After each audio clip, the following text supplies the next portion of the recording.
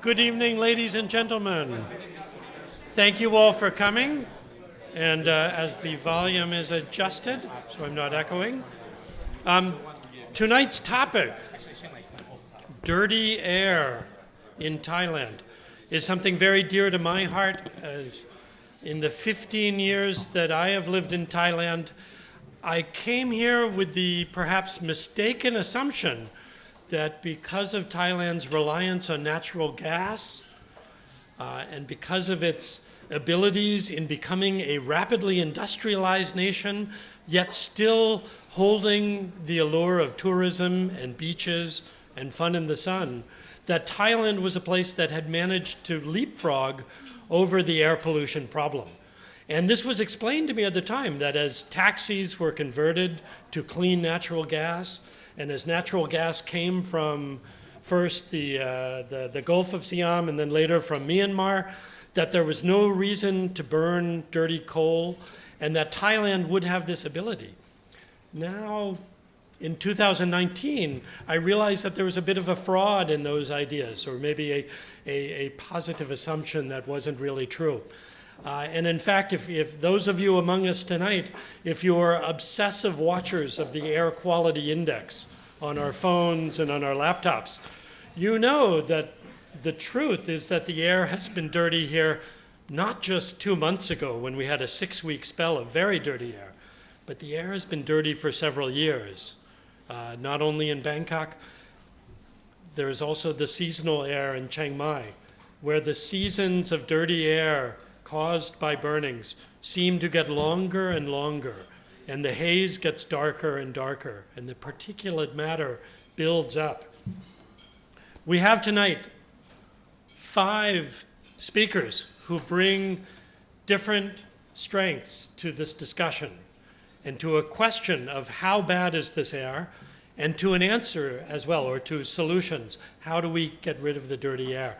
What are the needs and the practices that have to be stopped in order to move forward?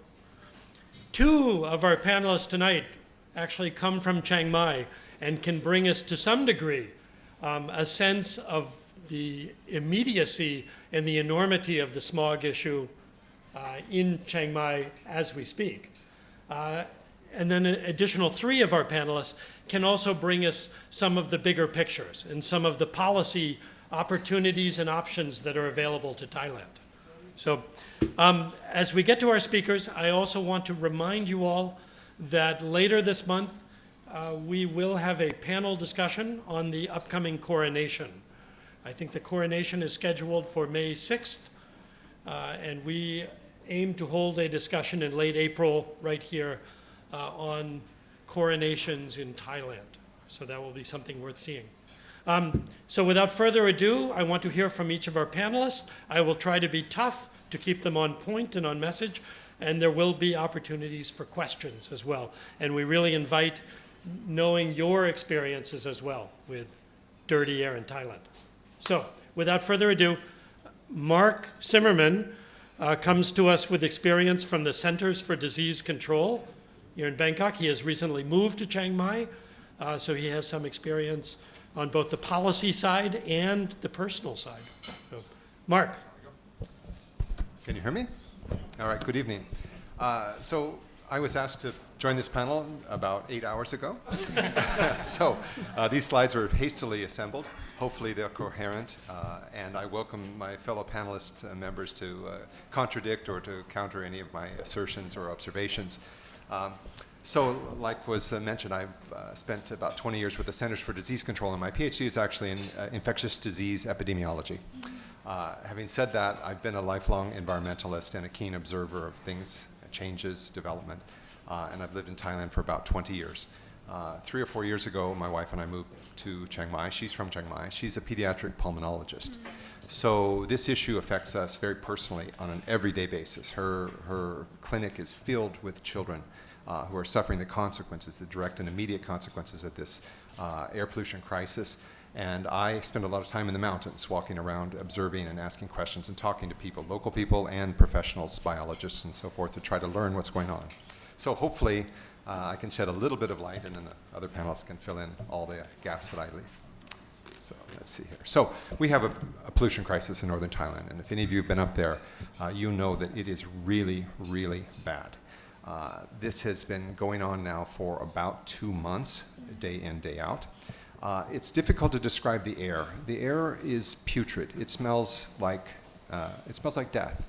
When I wake up in the morning, I open the doors, walk out, it smells like something has died. And in fact, we've actually had birds drop from the trees in our yard in the past 6 weeks. Young barbets that normally sit on the tops of the trees, beautiful birds. It's worrying. It's really concerning. It's nothing that is just about an inconvenience. It's something that's very personal. And of course, this is about a physical insult to health. Everyone breathes air. Not to mention our pets and our farm animals, and all living creatures are breathing this air and suffering from it. But there's also a profound emotional, psychological consequence that I've observed. And people are stressed and angry and depressed and fearful and uncertain. And this affects everything we do. It affects our relationships, affects our work life, affects everything we do. So tens of thousands surely have sought medical care. The statistics are a little hard to follow, but we know, based on observation, that there's a lot of people getting sick. Obviously, the children, pregnant women, chronically ill, elderly people suffer the most, but everyone is affected. Everyone who breathes is affected by this. So we know that tourism has slowed. That's very obvious. Don't have statistics, but you just look around in Chiang Mai, you can tell that things have slowed down. School schedules have been disrupted and so forth. We're told to stay indoors, which makes sense on a first kind of level thinking. Stay inside. It might be safer inside. But when I obtained an accurate air quality monitor and was able to walk around, you go into the macro, you go into the central department stores, and you find air quality indexes, ppms of 300 inside the shopping malls, inside the businesses, inside your homes. So staying inside is not an answer. It may be a little bit better than being outside, but it's certainly not protective, completely protective. I think people feel that cool, air-conditioned air feels safer, it feels cleaner to us intuitively, but that is not the case, because I don't believe that our homes and offices are sealed environments, and our air conditioning systems are not designed to remove micron-sized particles. Perhaps other experts can tell me better, but I know for a fact that the indoor air is definitely not safe on many of these high pollution days. So obviously only the wealthy people can buy fancy masks and fill their houses full of filtration machines. Most people are not able to afford this. So they're living, breathing, sleeping indoors and outdoors with this kind of air pollution. Now, a lot of people have left. Anyone with money and the ability to leave has left for a few weeks or a few months. Some of my friends have said they're not coming back. So it's a little hard to know what the future is now for northern Thailand and Chiang Mai in particular. So these larger airborne particles, obviously, if you're up there, you know right away they inflame your eyes, your nose, you cough, you have itchy throats and so forth. They're frustrating and difficult. But it's the small ones that make the big difference. These are ones that can pass right through our respiratory tree, through our air sacs, the alveoli, and directly into our bloodstreams. They're small enough to go straight into our bloodstreams after breathing them in. And these exposures are harmful and they're cumulative. So the children that are experiencing this year after year after year are experiencing real long-term harm and damage. And we see this in increased rates of asthma, cardiovascular disease, pneumonias, cancers, and premature deaths. Not just in Thailand, all over the world this is happening, but we know what's happening here as well. So in terms of the environmental consequences, I mean, there's the first level. The forest is burning, and that's bad. We all can kind of understand that. But we don't always appreciate the fact that there are countless animals that are being burned to death by these fires. Pictures are starting now to circulate on Facebook and other social media venues that show that these animals, and these are large and small, the little ones, the babies, the reptiles, the birds, the deer, the hares, the Siamese hares, etc., many thousands that'll never be counted are being burned to death every day by these fires. So they're very violent acts, in my opinion. They ravage the soils, they heat the soils, and it makes them harder, more acidic, makes them less able to decompose organic matter, which is what they need to do as part of the carbon cycle in the forest. The younger trees, when the burning is occurring in the lower, below the canopy, the forest floor, the younger trees, bushes and grasses all get burned, and this keeps the forest from regenerating. In other words, the younger trees never make it to become older trees when the forests are burned every single year. A lot of times these fires occur on steep mountainsides. And once those areas are burned away, and the rains do come, hopefully soon, I think, maybe May, I'm told, the water runs hard and it washes away the topsoil very quickly. This weakens the entire forest, and it also damages the water systems, the water supply for lowland areas like Bangkok. Ultimately, all the water we have here comes from up north, or most of it anyway. And then the other issue is the climate change. I don't know how many. I would love to find someone who could tell us or estimate how many tons of carbon are being released into the atmosphere by these fires, because obviously we don't need that carbon in the atmosphere at this point in terms of accelerating global warming. So what has been the response? I think you would have a hard time finding anyone in Chiang Mai that wouldn't agree with that first bullet. It's been slow and it's been inadequate. We've seen real simplistic, facile solutions that are just casually kind of thrown off the cuff that really don't solve anything and just frustrate people. We've seen lots of red tape, restrictions and delays and taking action and coordinating responses. And I think this has shaken the confidence in leadership, both local leadership and national leadership. It's had a real impact. Obviously, we're in the midst of an election and the outcomes of that election that further complicate things. But this has been difficult for sure. So why? This is a question people ask me all the time. Why is this happening? You know, I think, and our panelists can tell me otherwise if they disagree, but I think at the root of this problem, we're looking at poverty and income inequality. We've had decades of development and the favored urban areas, particularly Bangkok, at to some degree the expense of rural areas. Rural mountain Thailand is poor Thailand, and it's not developing. And in many areas, the populations are actually declining. So there's less and less economic opportunity. And when that happens, these rural villagers turn to the forests that are all around them for sources of income. They look to see if they can make income from the forests. So what are the incentives to burn? I don't pretend that I have all the answers to this, and it's hard to know what's in the mind of an individual person when they light a fire. But I think there are two main drivers that are happening here.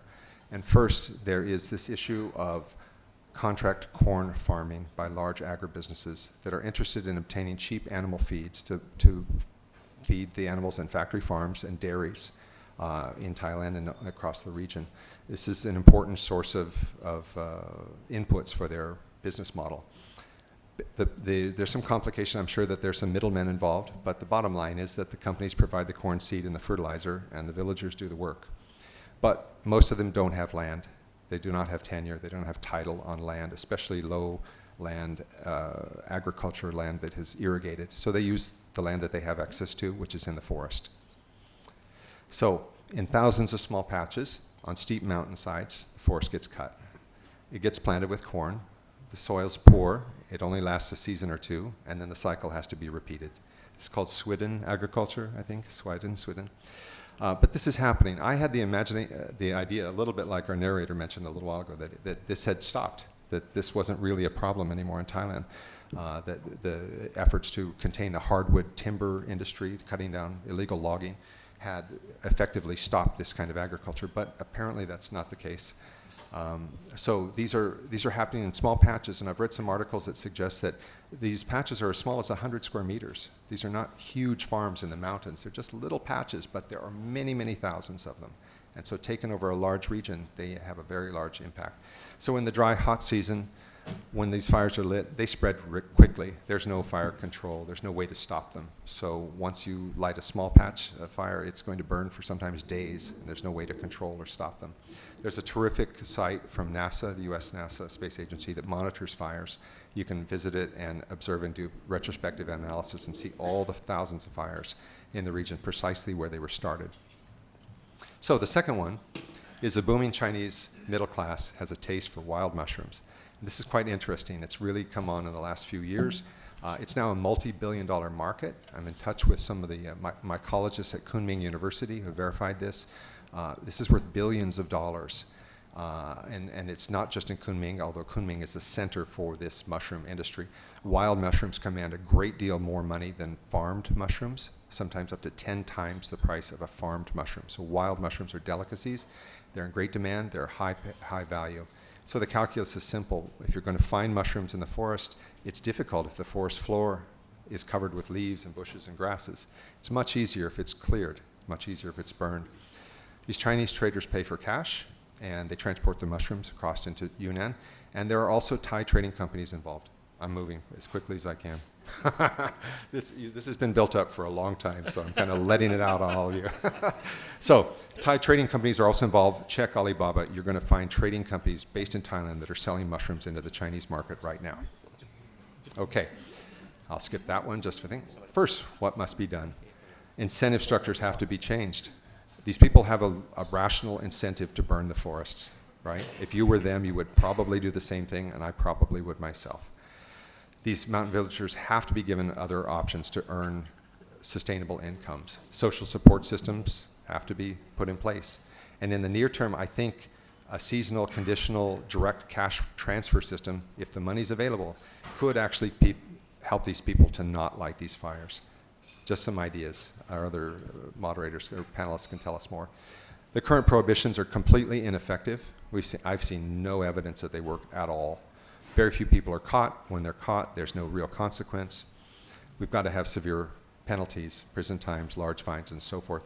The forest departments have to be funded a great deal more vigorously and staffed in a way that they can work year-round, not just during the fire season.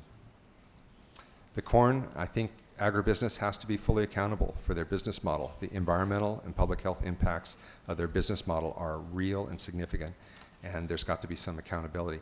There's been history with tropical hardwoods and some success in stopping that trade, and I think that technology now, satellites and other technologies, can be put in place to help us identify where the corn is coming from and to verify if the people growing the corn have tenure, have title to that land, or if they're in fact growing it inside national parks and on forest land illegally.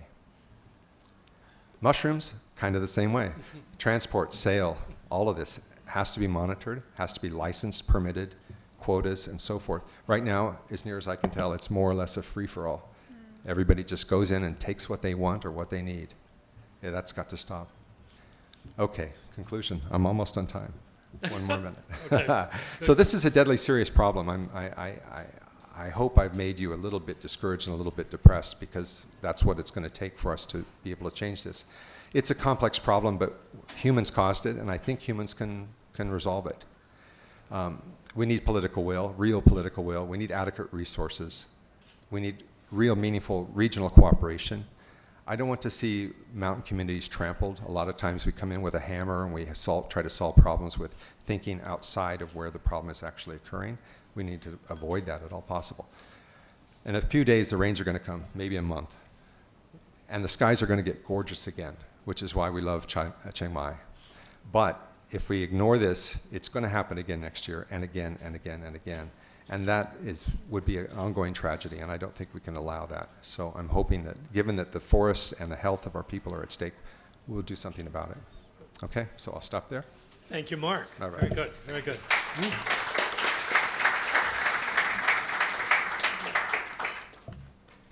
Our next speaker, Olivier Evrard, perhaps can add some to the diagnostic that Mark Zimmerman has provided. And maybe Olivier can also speak about some of the tools that would be useful, some of the geographical tools or others to chart, to map them. Well, if I may, I will introduce a slightly different perspective on haze. Okay.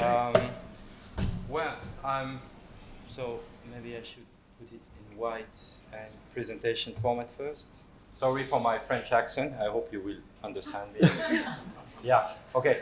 I'm anthropologist. I'm working in Chiang Mai since 2005.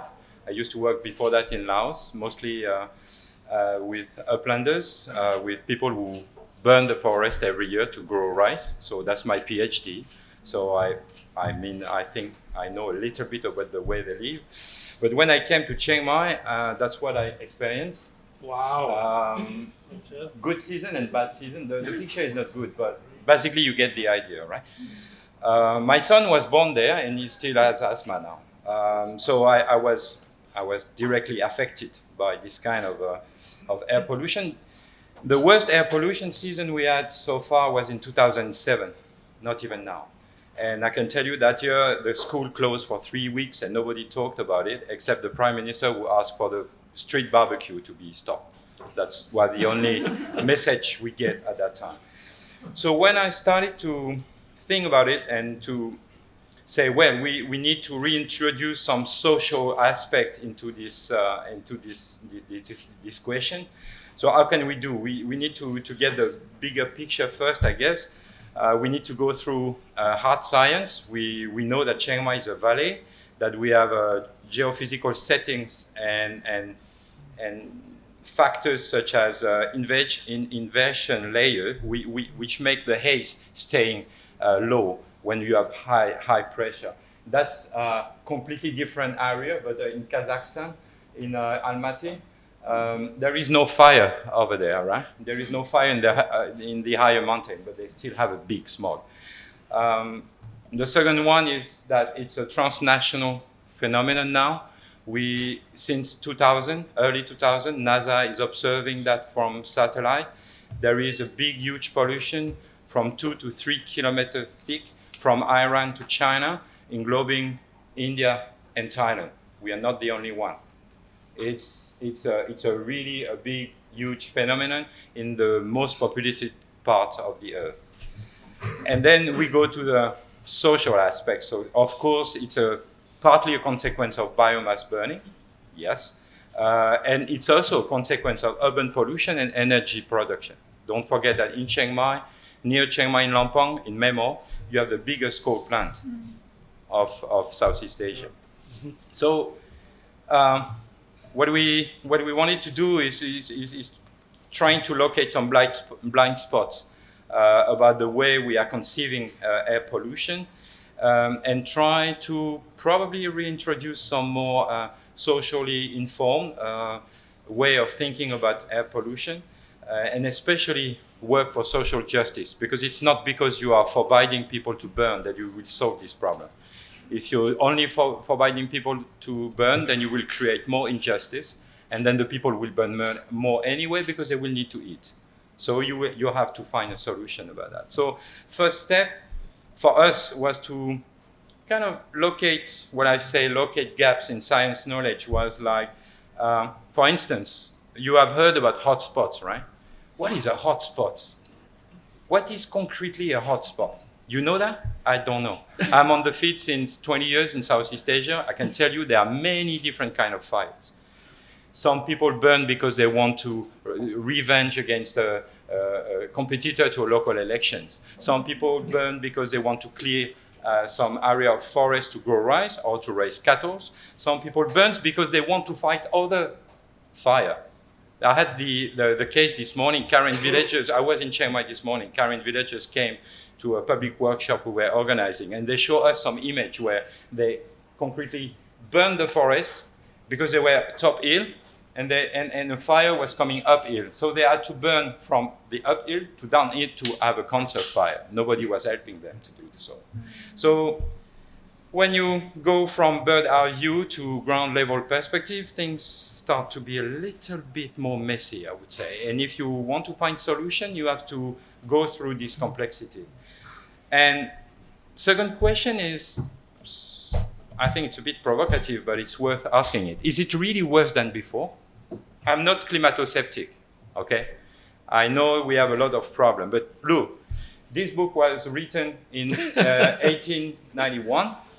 This is a geographer, English geographer, James McCarthy. He was an FCCT member, I think. Yeah, okay. He did triangulation to map the border between Siam, Burma, and Laos at the end of the 19th century. And in February, March, it couldn't work. It was too hazy, right? So haze is a long-term phenomenon in this region. Problem is that maybe we shouldn't focus too much on the level of haze than its chemical quality. Maybe what we are experiencing now is a transformation of an old phenomenon into a more toxic phenomenon due to urban pollution. And that's exactly what the people I've met in Upland Village who are not PhD, who are not academic, they think that lowlanders have polluted their smoke. That's the way they speak about it. Mm-hmm. Another question is still the same question. Is it really going worse, or do we need to look differently at the data? 18 years of daily PM10 data in Chiang Mai. Can you see a clear trend? I don't. Then now I'm sorry, I'm processing the data at the moment. I will get from 2012 to 2019 for one station PM2.5 AQ. This is an AQI, so this is already an average by day. But 2016 was pretty bad compared to now. Look, it was pretty bad, right? I don't see a clear trend in the red days, but what I can see is a clear trend in the green days. Even in the rainy season, the green days are slowly disappearing. What does it mean? It means that probably we are polluting in urban areas more than before. So we are complaining about the fire of uplanders, but maybe we should change the system. We should definitely think about how do we live in the city before accusing the uplanders of polluting our air. And actually, Chiang Mai is changing very fast. Many Bangkokian, many foreigners are going there to experience the clean air, and suddenly they complain about the fact that it's polluted. Well, change maybe your perspective too. So, well, anyway, I'm trying to be a bit provocative, but it's okay. What the previous speaker said was perfectly right. Cash crops is definitely a problem. Mushroom is definitely a problem, but still, who asked the uplanders to grow corns instead of rice since the 1950s? Thai state. Because they wanted to integrate them in the market system. So now you have the consequence. And who is asking for the mushroom? You said that perfectly. Chinese and Thai tourists in Chiang Mai restaurant. So those uplanders, they are not stupid. They're just trying to make money, right? Why shouldn't they do so? So in a sense, we are trying to shift the perspective from burn-only problem to rural-urban relation problem. That's, in my opinion, the only way to solve this problem will be through a cooperation and through the fact that everybody understands that it's a relation which is a problem. It's not only part of it, only the uplanders. And then my last slide was, well, about solution. Yeah, we have biochar, we have organic fertilizer, but how do you make this concretely happen in upland villages? What are the social problem to really make that successful? That's a long-term research. What is the impact of burning ban? Well, we have had the burning ban in Chiang Mai since 3 years. The last 3 smoky seasons were among the worst one. Everybody agree on that. So what is the point? And how to transform cities for better social justice? Do we need to still subsidize new cars, as the Thai state is doing at the moment? Numbers of cars in Chiang Mai have definitely skyrocketed. Is it necessary? Can't we ask the local taxi to turn into gas instead of diesel, as it happened in Bangkok before? Well, you have many different questions. So basically, I would say the key message is, don't forget that this discourse on air pollution is the latest displacement of an old discourse on the ecological crisis in northern Thailand, which has happened, which has started since the 1950s, during the period when the Thai state was colonizing its hinterland, its social and ecological margin. So be careful not to think that it's a completely new problem. It's also consequences of old decisions that have been made regarding the livelihood of upland people too. Thank you.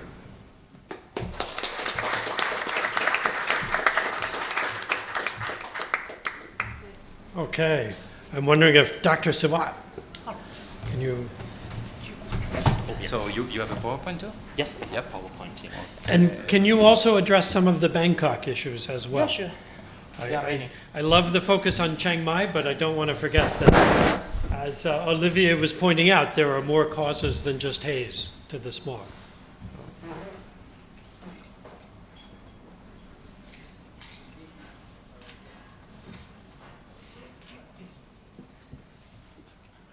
All right. Okay. Firstly, it's my pleasure to be here, and sorry, because English is not my first language. Actually, it's my third language, after Thai and Japanese. So if you cannot recognize my pronunciation, please feel free, okay? And all of my presentation today is some of my publications, so I can send you email. If you need some of my previous publications, please feel free to send me email, and I will respond you back. So yeah, because I'm doing my research related to the disaster management, and one thing that we really recognize is that 7 million people die each year, according to the WHO, World Health Organization, and it's not from tsunami, it's not from earthquakes, or it's not from flooding, it's from air pollution. And Southeast Asia alone is about 2 million. All right, so please recognize this number. And the majority of the death is happening in Asia. So, and when we're talking about the diseases as a consequence of air pollution, we might think about, of course, the lung cancer. Maybe it's come from the heart attack and strokes. It's happened, but there also have many new research that had been published in 2018 to 2019 that PM2.5 may be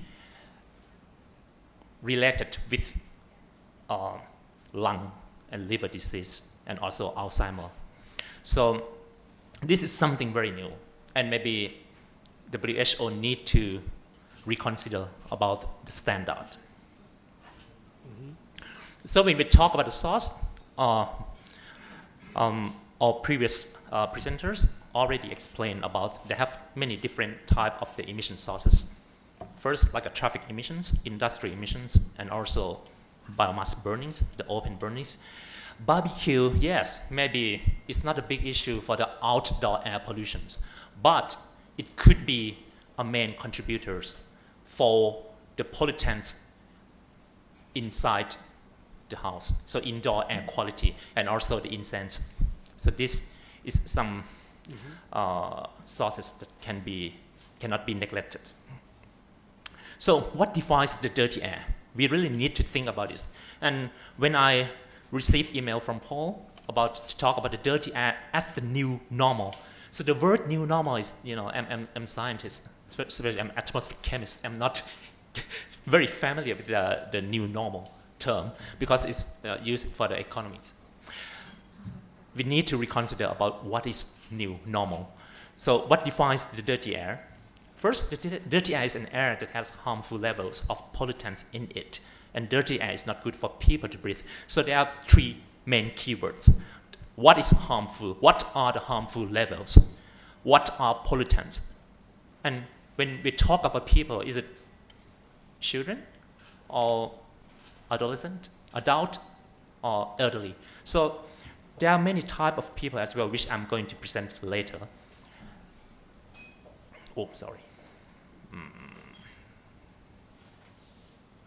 So now we're talking about standard can be used to define harmful levels of pollutants, and pollutants can be further categorized into inorganic, like heavy metals, and also the organic, like persistent organic pollutants. Okay, so here is the list of air pollutants as used for calculations of air quality index. So when we look of the parameters that they use for AQI in different countries, like India, China, EU, Mexico, UK, USA, you can see that Thailand has covering most of the parameters. But the problem is it's about the number. For example, PM2.5. Now in Thailand, the PCD Pollution Control Department, they use the number of 50 microgram per cubic meters within 24 hours. And for the annual average is 25, all right?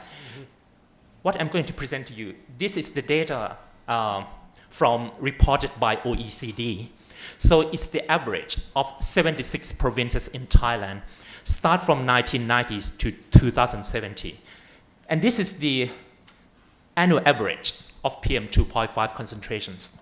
So what you can see, it's close to 30 something and slightly dropped after the 2014 to 2017. But still, according to the PCD standards, the annual average is 25 microgram per cubic meters. So this is the same standard with EU.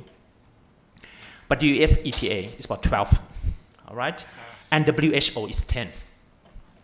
So now when we look for what about other pollutants, the only heavy metals that PCD has, the standard is lead. They don't have arsenic, no. Nickel, no. Cadmium, no. And you know, mercury as well, there's no standard for mercury in ambient air. And mercury causes Minamata disease. And cadmium causes Itai disease. So that's the big problem. We have VOC standard, but we still don't have the standard from dioxins. So according to the Japan standard, they have the annual average of 0.6 picogram per cubic meters. And for PAH, or polycyclic aromatic hydrocarbons, this is carcinogenic substances. For the EU standard, it's about 1 nanogram per cubic meters. For UK standards, it's 0.25 nanogram per cubic meters. But for Thailand, PCD, I have been requesting PCD for more than 10 years. That it's really, in Thailand, we should have the standard for PAH, which is carcinogenic substances, but still no response.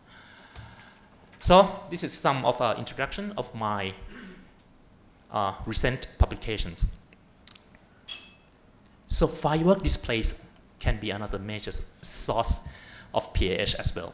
And I did monitoring the PAH in PM10 during the Loy Krathong Festival and also the New Year Festival. And I see for the two events, so the firework display event and not firework display events. This data I monitored for 5 years and to separate the two events and see they have a significant increase of PAH or carcinogenic substance during the firework display. And also, this is the publications of the risk assessment for children, preschool children, processed by PM2.5 bound PAH during the biomass burning in northern Thailand. And what we observed is the significant increase of carcinogenic substances in PM2.5 during the burning seasons. And this is, if you want to know how much metals you breathe each day in Bangkok, you can, please feel free to send me email, I will show you all the reports. Well, there's also some good news and bad news. Some good news is some heavy metals are below the standard, but like arsenic, cadmium and tungsten is still higher than the standard. And this is dioxins, you know, mutagenic substances from industrial boilers. So I did study what about the effects of the different type of industrial boilers that they release the dioxins, PCDD and PCDF. And this is the open burning. So during the haze seasons, we also observed a significant increase of PM2.5 bound PAH in northern Thailand. And this is this is quite interesting. I investigate the impacts of day-of-week trains in vehicle types, and guess Monday to Sunday, do you think which day has the highest pollutants? Thursday. Please guess. Monday. Friday. Friday. Yes. Worst traffic. And which day is the minimum? Sunday. No. Monday. No. It's Wednesday. So I call it Wednesday effect. The minimum pollutants is carbonaceous aerosols. We observe it in Wednesday, and this is 2 years data. And I separated, you know, Monday, Tuesday, Wednesday, and then try to see if they have any. I don't know why, but it seems that the Wednesday they have less pollutants. So maybe it's good if you want to have outdoor barbecue in Wednesday instead of having on Friday. Well, just kidding.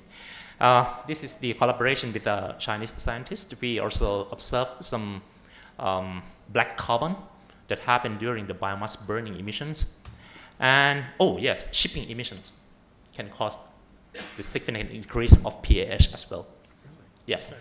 So this is the first report in the world that I proved that the shipping emissions can cause PAH release. And because of this, it's going to be a policy for many ports around the world. 1 minute. Oh, right, okay.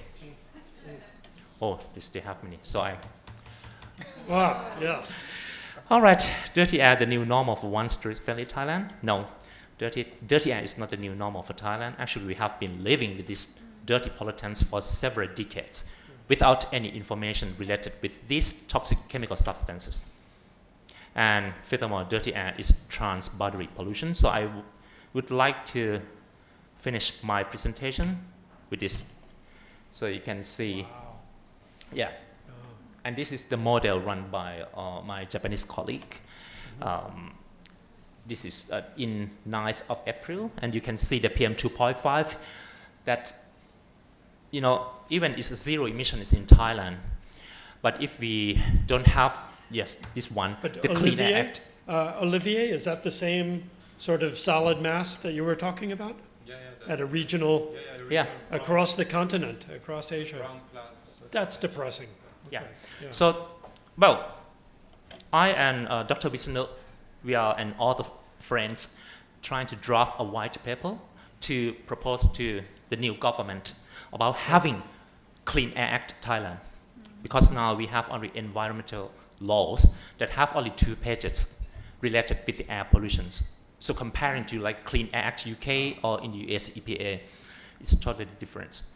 And yes, finally, we need Thailand EPA, Environmental Protection Agency, not Pollution Control Department, because actually they have some problems in the organization itself because they don't have authority to exercise the law. So what we need is we need Clean Air Act Thailand, and we also need the Thailand EPA to exercise the Clean Air Act. And this is my presentation. Thank you.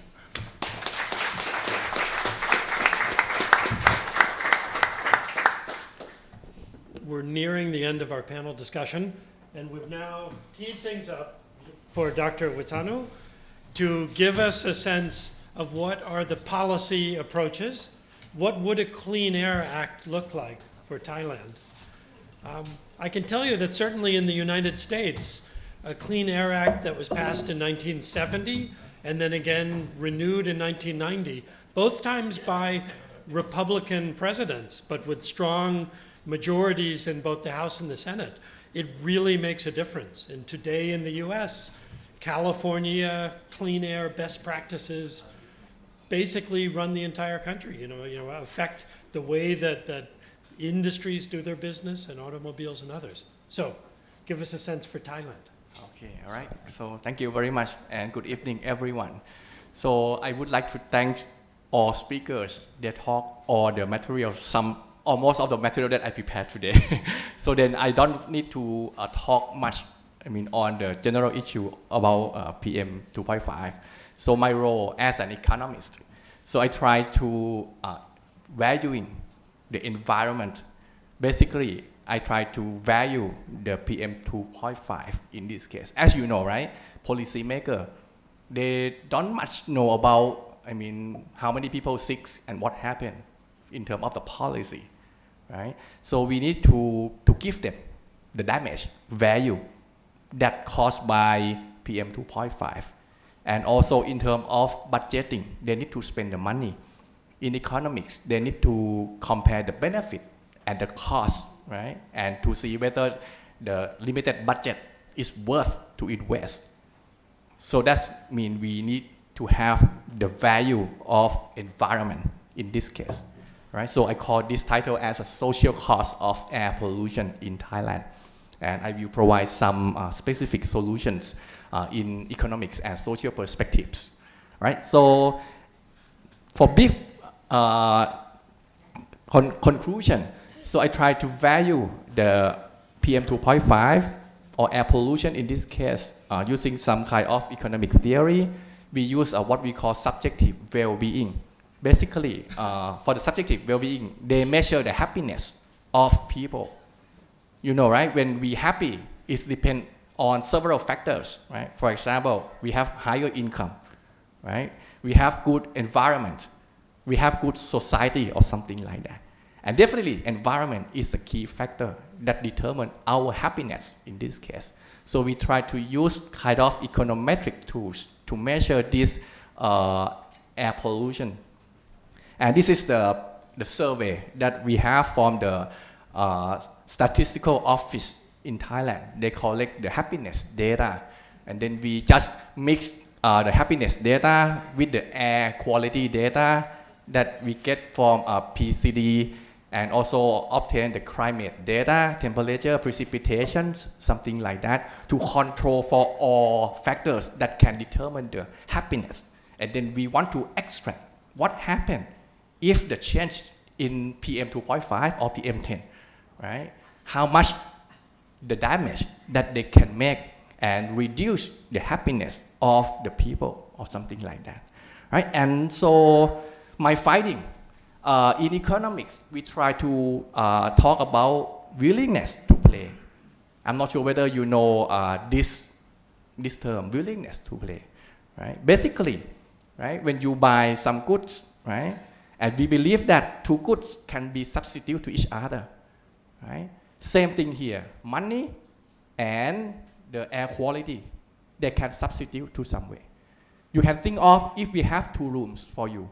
One room, we have very high air pollution, right? The second room, we have very good air quality. Which room you want to stay? Clean room, right? Clean air room, right? But if I tell you all, it's not free. It has limited seats. So you all have to compete with each other. How much you are willing to pay for, right? That is the way that economists try to measure the value of the environment. Or you can think of two houses, right? We build exactly the same style, but the first one stay in the very bad air environment, right? And the second house stay in the very clean air environment. So the value of the house will be different, right? Which one should be more expensive? The clean air, right? So that is the value of environment that people give, right? So we can value, right, the environment, right, via the market, via happiness or something like that. There are several tools that economists can value the environment in this case. The difficult part of the environment is it's not passed to the market. And if we have no market, we have no price, right? And if we have no price, so we can measure the value, right? That is the basic idea of environmental economics. And this is the solution that I have for Bangkok.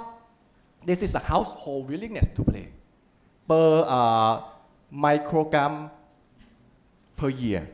This is about 6,000, right? 6,200 baht, right? I ran it with different functional form, and it's ranging from 6,200 to 6,300. And if we multiply, this is just one household. What happened in Bangkok? We have almost 3 million households, right? So basically, for Bangkok, this is the range of the damage in value term, 18,000 million baht per year. That is just only 1 microgram of PM10. That is above the safety level. And if we think of the safety level is WHO standard, right? For PM10, we are going to have like a 20 part per billion. But right now in Bangkok, we have about 44.21. So that means we have the bad air, right? Above the safety zone, around 24.2. And if we have this number with this value, we're gonna have the damage, social cost, right, in Bangkok. Roughly in the US term is 14,000 million US dollar, or this is the value in Thai. So this is a damage right now in 2017. This is the damage per year, not in total, right? And also we can measure all provinces in Thailand. What are the willingness to pay for each province? And we can calculate the damage similarly to Bangkok area. For example, in Chiang Mai, according to their pollution right now, the cost will be a lot lower than Bangkok, but it's still costly, like 1,500 million US dollar per year, right? And this is just the province in Thailand, ranking by the willingness to pay, something like that.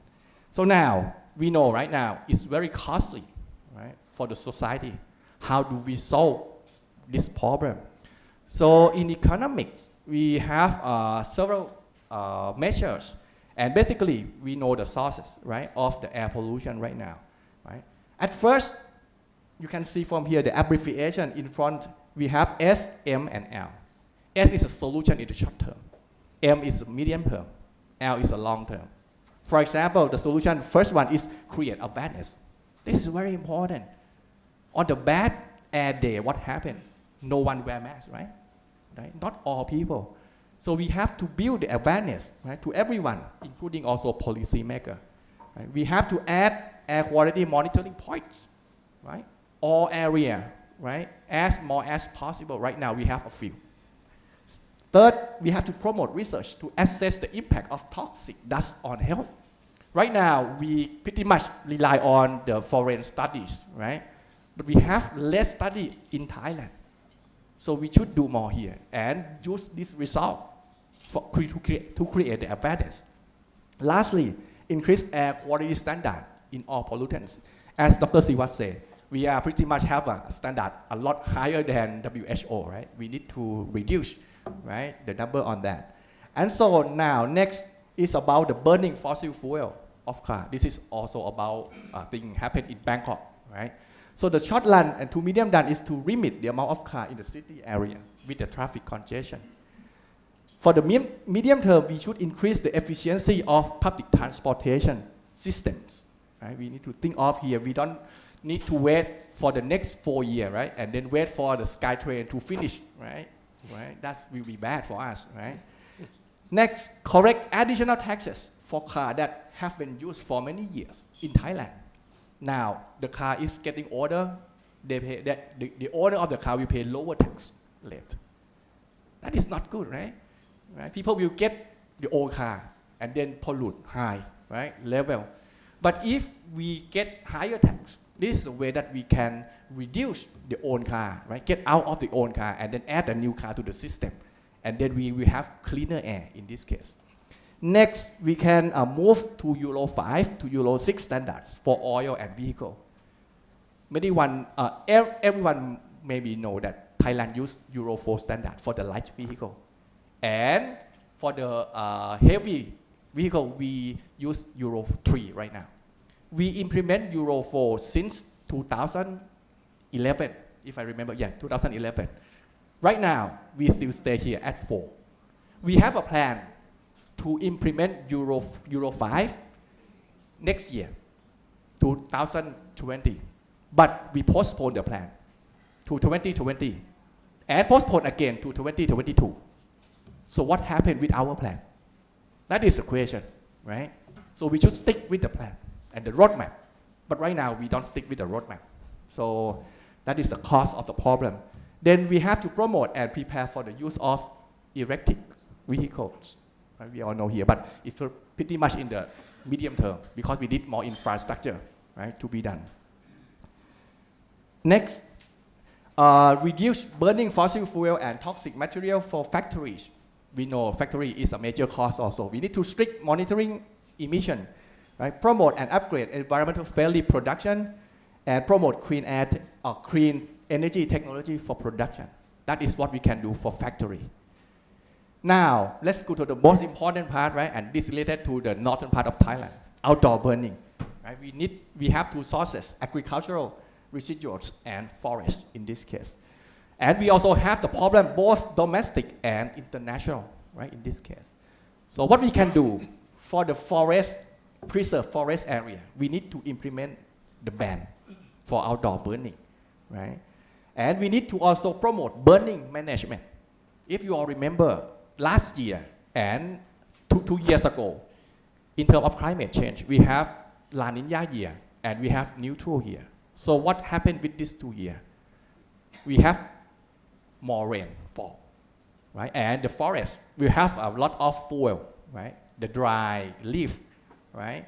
And if we have no management about the fuel, so what happened with this year? We faced with El Nino, right? And if someone, right, burn the forests, so now we have a lot more for fuel, and that can amplify, right, the air pollution in this case.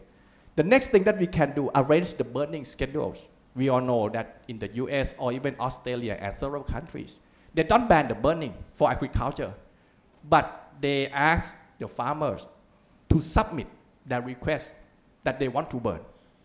And they submit this, and the government official, they will calculate by using like a wind speed and temperature, something like that, and see whether which day, which hour that they can burn, and how much in a day that they can burn, so that it will not generate much of air pollution. So we need to create incentive for environmental friendly farmers. Like if you are a good guy, right, we should give the reward, right? For example, if you sell sugarcane without burning, you should get higher price. And those who burn, you should decrease, right, the price to be lower, something like that. And we need to create markets for agricultural residuals. Basically, in economics, pollution happens because there's no market for them. If we create the markets for them, we will have no pollution at all. You can think of, right, the agricultural residuals. Why the farmer burn? They burn because it has no value, right? But we need to create the value. Maybe the agricultural residuals here may use for feeding the livestock, right? Or maybe we can generate the biomass power plant, right? Right now, if they can sell, right, the biomass, so they will not burn, right? Right? No one wants to burn the money, right? That is a problem. And then lastly, promote the role of local community to protect forests. Two speakers from Chiang Mai, right? Right? Already talked about community, right? Participation. We need here to solve, right, the longer term problem. And lastly, our proposed solution that I just talked to you in a previous few slides cannot be complete without these three things. We need more fiscal budget for environmental protection. Right now, you can compare here. This is the percent of budget for environmental protection compared to GDP of each group of country. So what happened in Thailand?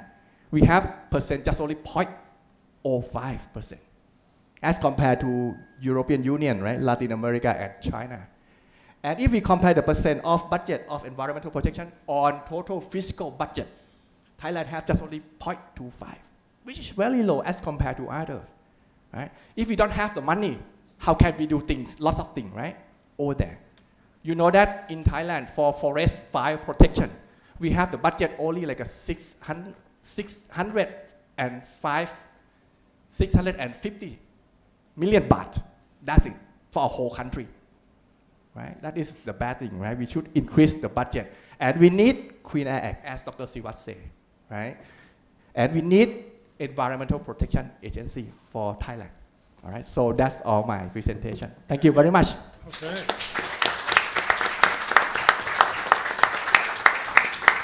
Thank you. I really learned a lot on that. Thank you very much. A good 10 minutes there. Okay, Kapuko, our last presenter gets the ability to wrap things up, to show us the bigger picture, and to show us the path forward. Yes. Thank you. Thank you. I don't know if I will manage to wrap things up, but I will try to use the remaining time that you have for us in a very efficient manner. I work for an agency called United Nations Environment Program. I work for Asia and the Pacific office. I'm based in Bangkok here, happily, last 10 years. My area of work is chemicals, waste, air quality, and health.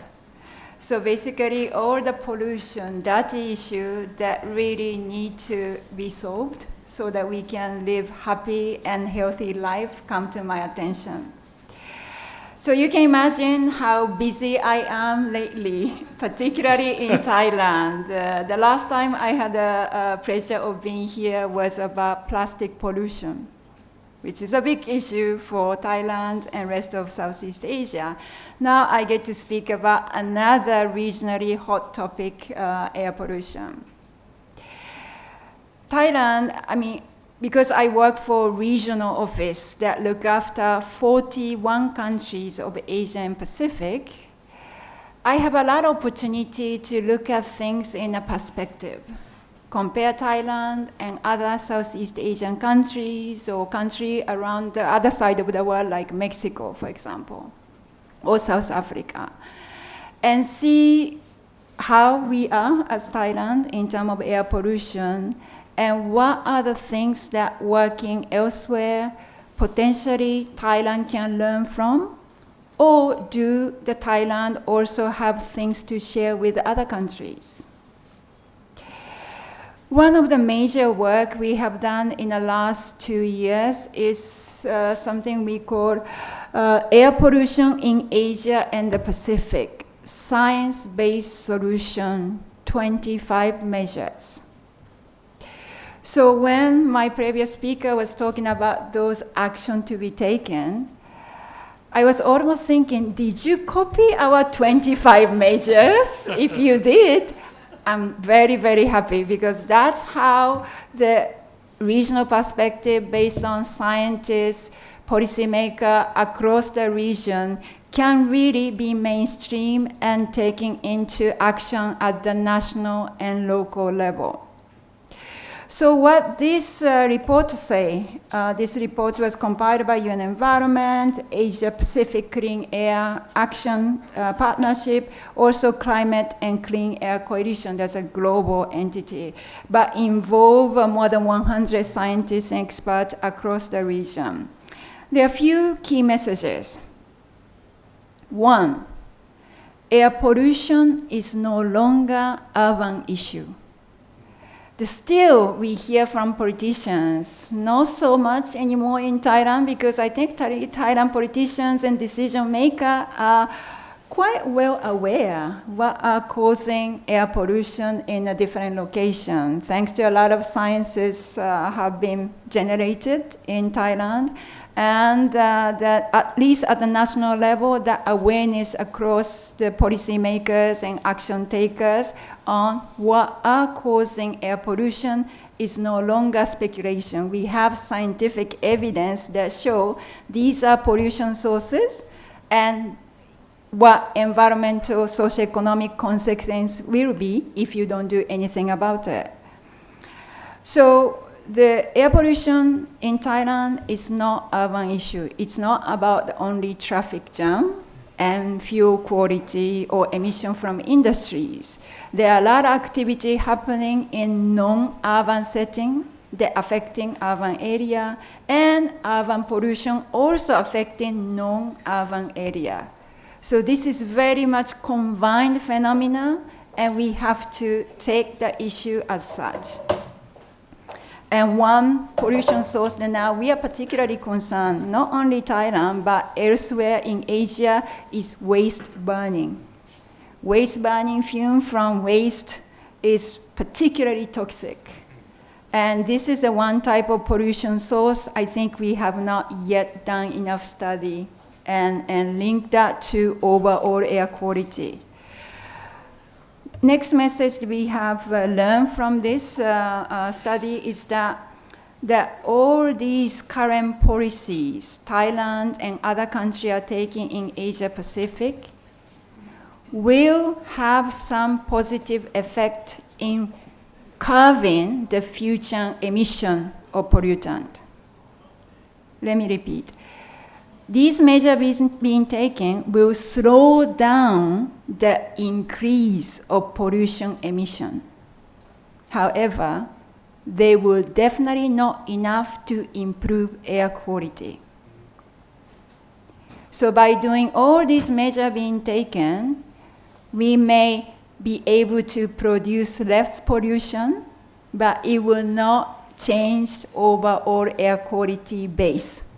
One of the problems why we have so many episodes of air pollution and less days of clean air, because the base level of air pollutant is so bad already that little peak in either man-made or natural addition of pollutant will push overall air quality definitely way above the healthy level and directly into the dangerous level.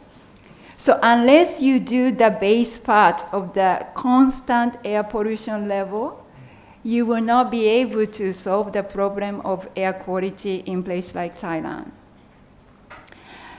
Another thing that we have learned from this is that, yes, there are certain cities and countries now are even looking at loosening their air quality standard, because they say that, oh, we have set the standard against the very close to WHO standard some years back or some decades back.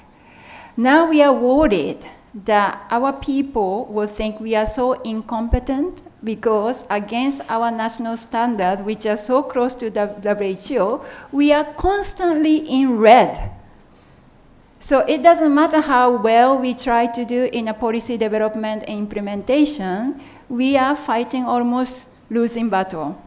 So can we relax some of the national standard so that we can see the progress we are making? So what we are trying to do is that work with the government, particularly national government, that yes, we understand your struggle, but we cannot walk away from WHO standard. In fact, we have to accelerate our effort to walk toward WHO standard.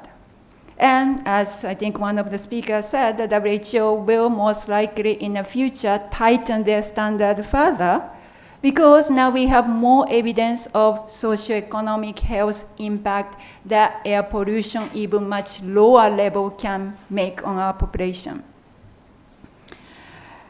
Now,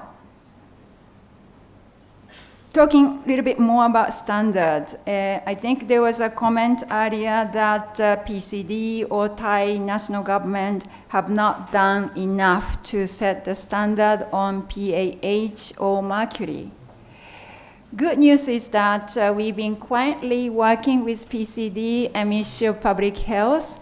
We have completed one first of its kind study between two entities, health and environment, on PAH emission in Chiang Mai, Saraburi, and also the Songkhla, to see the link between PAH and emission, yes, pollutant level. So by Thai government officials, health side, environment side working together, involving WHO and UN Environment, shows that they are thinking to set the standard on PAH. Equally, on the mercury emission, we assisted the Thai government to do a study on the mercury emission from coal fire plant. So for this one, I am sure now that Thailand will be setting standard on mercury emission from energy and other sources. So there are good things happening. Now, another message that comes from this report is that by implementing this kind of measures, we will not only tackle the air pollution, but also we will be able to achieve a lot of core benefits, such as climate mitigation and socioeconomic benefit. Then you might ask, okay, it sounds like all the good things. How come government are not doing, just running to implement these measures? Well, one of the reasons is that now we have come to the level of pollution level and our economic development level that we have to have a hard look at who wins and who loses with air pollution. We can no longer continue with this level of development and do some mitigation measure on the side on air pollution. If we want air pollution to reduce, bring back more green days, then there are certain type of development, economic activity that have to be let go of as part of big vision for national development. When we talk about air pollution or waste management, I often get a question that, oh, we have good example from other country. Look at Singapore. Singapore is so good with environmental performance. They do so well on the waste management. They are always fighting with Indonesia. And look, you know, they are doing so well. Can we copy what the Singapore is doing in Thailand? And I said, well, Singapore is Singapore. Singapore first has very particular geographical condition, economic structure, and there is no central government and local government. Singapore is Singapore, right? So what national government decide, that's what the country will go for. In majority of countries around the world, the national policy is set at the national level, federal government, national government, but execution of those policies, waste management or air quality, often fall at the level of local government. Local government where their resources are even more scarce than national government, their technical expertise is stretched to maximum. When you go to Chiang Mai and try to find out who are the government officers working on environmental enforcement, environmental governance, pollution control, firefighting, there you can count those people with one hand. And Chiang Mai is the second biggest city in Thailand, and I can only count 2 people dedicated to waste management. Now, that's where the capacity is needed. We need to give them more budget, and we have to have enough people who can implement what national law and legislation is asking them to do. I'll wrap up, yes. So it's great to be here, be able to supplement what other speakers said with my big picture.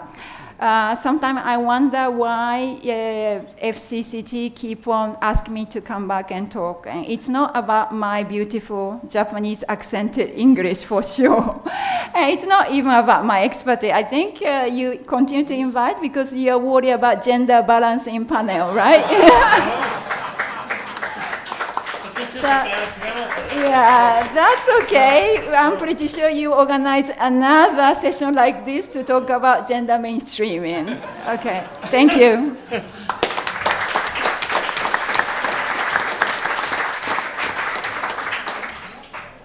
The floor is now open for questions.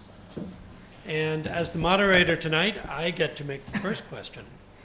So I'm going to ask a lightning round question, which each panelist has to answer. You have 30 seconds to answer it. And I definitely want to hear the person from UNSL. You are not exempt from this question.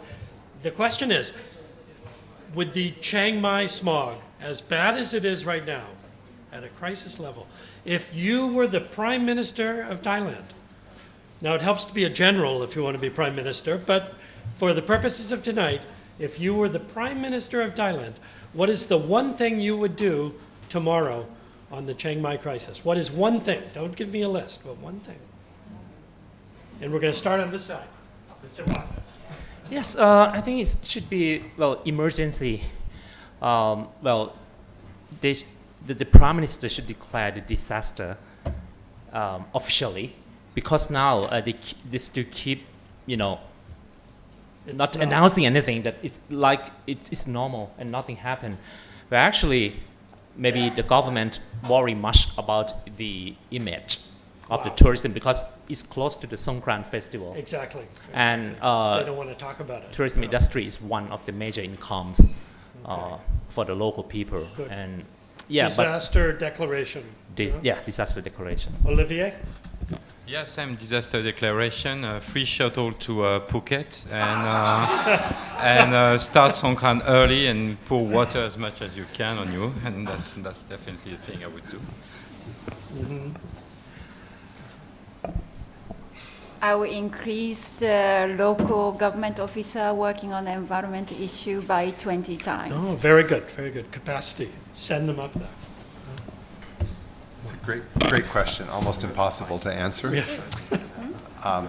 I've observed even in the middle of days where we have 500 plus, 600 plus, I've observed many Thai parents dropping off their children to exercise outdoors and karate studios. I've seen Air Force cadets running laps at 500 plus. Someone's telling them to go do that. Right? So the level of awareness among the general Thai population is extremely low, and it's not being addressed. And I think if they understood the damage that's happening, they might be motivated to take some response. True. Public awareness. Okay. So for me, I will spend longer time talking with the local community, try to understand how they think, why they have to do that, and try to build a network as much as I can. So that is a short question. You're all good Prime Minister candidates, then. Good territory. Okay, let's take some questions. Please identify yourself. Keep your question as a question as much as you can, and Sure. tell us who it's for. Great. Good evening. My name is Anthony. I work for Bombardier here in Bangkok, so on the mass transit side of the equation, and I really learned a lot from all of you. So thank you for your passion and your dedication. It links to, I think, the last couple of comments. It's this idea of cutting through the clutter. Because what I see, we had an expert, a pulmonologist, come into our company last week, and he said, this stuff is complex. And he gave a great presentation, but it did nothing to decomplexify the issues. And tonight at dinner, my wife and I received an email from our kids' school, and we know they're looking at air quality solutions for the school, and they chose the least scientific solution, I think, just to quell the panic of the parents. And I'm quite close to one of the other solutions. I know the performance is much better. So my question to you experts is, when you talk to normal people, as you said, you know, you gave us the breadth of your deep expertise tonight, but when you're out on the street talking to normal people about this stuff, what do you say? Good question.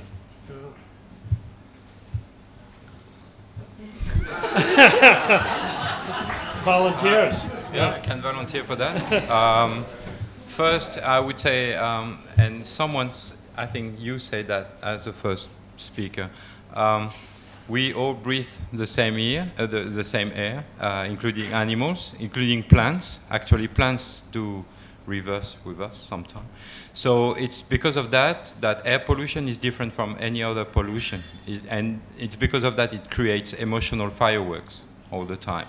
So the first thing is to understand that this is our milieu, and we have to calm down a bit about that, because everybody is blaming the neighbor, everybody is blaming everyone. So first you have to understand the social issue around that. Then after that, there are kind of you are talking for schools, right? You have definitely technical solutions which are implemented now in Chiang Mai among the international school, where the parents are grouping together and buying some air purifiers. I'm not saying that's a long-term solution. I'm saying it's purely short-term. But if you care for the health of your kids, that's definitely something you should consider. After that, we have had many speakers about the mid-term and long-term solution. That's another level. But I would say, as a parent, that the first thing I would push through is first buying air purifiers. Second, maybe reconsider the calendar of the international school. They are in holiday in July and August. Why don't they send school? Why don't they send kids in holiday during March and April instead? That would be much better, I think. Well, actually, my answers will be in my PowerPoint presentation. If it's possible, I can open. Yeah.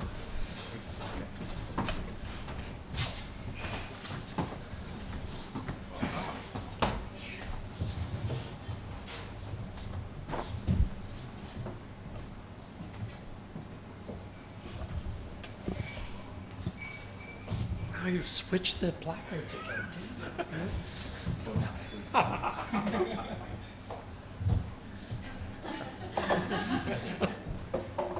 Yeah.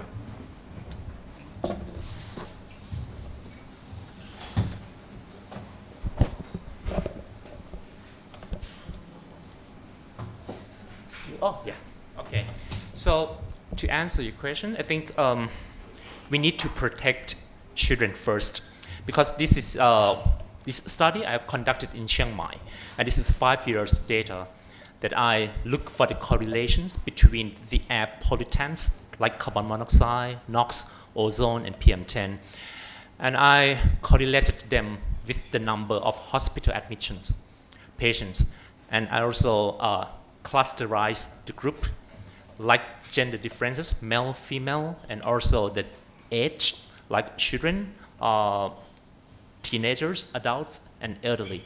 So what I had found is the most vulnerable group is children, okay? So protect the children first. If this is the same thing that I repeated, I also warning the government when we have a severe quality problems in Bangkok. Mr. Asawin, the governor of the BMA, invited me to speak. So I warned him that we need to protect the children first. So put all the possible financial support to purchase a proper air purification devices, air purifiers, and of course to stop. I think they should like building a shelters with a proper air purification devices for kids, for children, and female tend to have more sensitive to the air pollutants than male. So that's what I had found. So they have a gender differences and the age differences. And finally, what I propose to the government is this. We need to build something like this for in Bangkok and definitely in Chiang Mai. It's air purification towers. And Professor Junji Tao, this is the first air purification tower in the world, and it's 60 meters tall. And Where is that? In Xi'an. Wow. And he's planning to build 200 meters tall. And the efficiency of reductions is 11% of PM2.5 with 10 kilometers of radius. So this is the prototype. And you can see the filters is in the basement. All right, it's here. Sorry, I didn't prepare the photos of the filters. It's washable, and it can trap PM2.5. And the glasses there, they coated with the catalyst to photo-oxidize all the VOC, volatile organic compounds. So this is something that we needed in Thailand. And I propose science fiction, man. That's like the future. Huh? But this is the only way. We can't, because they have the. What about the poor people? It's 30,000 baht to buy a proper air purifier. And what about the other, the poor people? They can't afford it, for sure. So this is something that the government need to invest. Wow. And it costs only $2 million US dollar. Not including the property, okay? Just the tower. Olivier, some dissension in the ranks here. I have to react to this one. Yeah, I have to disagree too. Yes. It looks quite interesting, but I would like to know what's the energy consumption of this tower? They don't use the energy. Well, actually, they have the motor inside, but normally they use the convection principle. So use the differences of the temperature between the ground floor and the top floor, because they have the temperature differences. And it will work very well in Thailand, because in the ground level, it's really, really warm because of the heat of the sunlight. And if we build like 200 meters, there we have a temperature differences. And because of these differences, it will convey all the air pollutants to penetrate. But anyway, they also have the motor inside, just in case to both. But they already published in Nature. I can send it to you if you want. Definitely out of the box thinking. Okay. I have just a quick question. It's very interesting. What about 10 hectares of trees inside a city? What about some green space or parks? Right? I mean, that's what we don't have here, right? One of the issues also behind that is at the end of the day, if you build that, you don't change the system behind. You don't So change you can behavior at still all. pollute more and more, have cars. Yeah. Never get mind, worse and you worse. will build your high-tech towers, and then at the end of the day, nothing will change. So more trees, maybe. No, but that can be good as an emergency measure, and even that I'm not sure. I'm very reluctant to go to geoengineering system. That's the same with pollution. Some people think that if we send some chemicals in the atmosphere, it will reduce the warming of the Earth. That's the same path. I'm not. I'm very reluctant to this kind. Okay, well, let's leave this here. You're teaching me something I've never learned, but this is fascinating. And go to a question. Hi, my name is Pachara. I'm working with the Balagan Company, a policy consulting company here in Thailand. As the panelists mentioned that the haze problem is not new normal in Thailand or in this region, I was wondering whether the panelists could comment on the ASEAN agreement on transboundary haze pollution, on how effective this initiative of ASEAN have come together to reduce the haze pollution of the region, and how much could we rely onto these measures? Yeah. Good question. I'll comment briefly on that. Since UN Environment was one of the original convener of the haze agreement now some decades back, I think it's not a secret that the ASEAN haze agreement and roadmap has not lived up to its expectation. Now there are even political forum where we were told that certain countries don't want to talk about transboundary air pollution because quickly that discussion will go into very bitter political deadlock of some country accusing others of not doing anything. And being accused, those countries don't want to hear continuously of finger pointing at them. In that panorama, Thailand really tried to be a bit more of the facilitator, moderator, mediator in that process. So we owe Thailand for that effort. But still, I think we don't have enough sort of collective political will at the ASEAN level to say, yes, we understand these difficulties historically and things are not moving forward. But can we collectively as ASEAN country to have another try for tackling haze across ASEAN country?